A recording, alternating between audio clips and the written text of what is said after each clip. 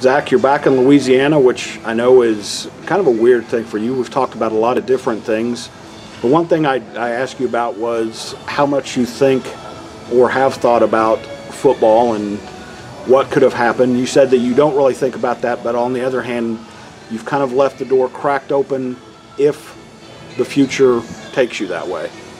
Yeah, it's one of those things where I'm happy with where I'm at. I'm happy with the success I'm having.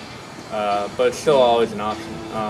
You want to keep as many options open as possible until the day comes where you don't have any options. So the football aspect is still definitely a possibility if this were not to work out.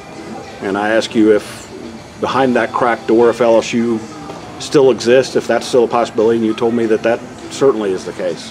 Yeah, I definitely enjoyed my time when I was down here.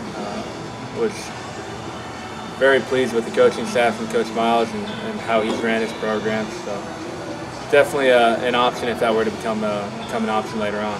And you educated me a little bit about something you're doing in between starts now to keep fresh and to do things with your arm. Tell people about that.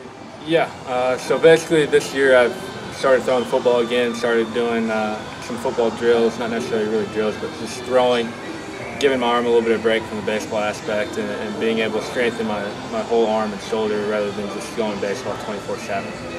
And we talked about not being any regrets and everything. You're pretty close to the highest level of baseball.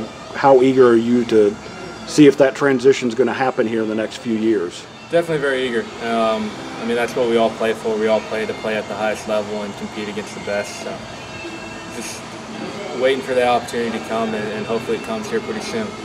You're a Texas kid. Do you remember this Louisiana humidity and heat from the few months you spent here, or is this nothing new to you? Nah, I mean, I grew up with it in Texas, and being here in Baton Rouge for 2 years or 2 months, got pretty familiar with it. So the heat and the humidity does not bother me whatsoever.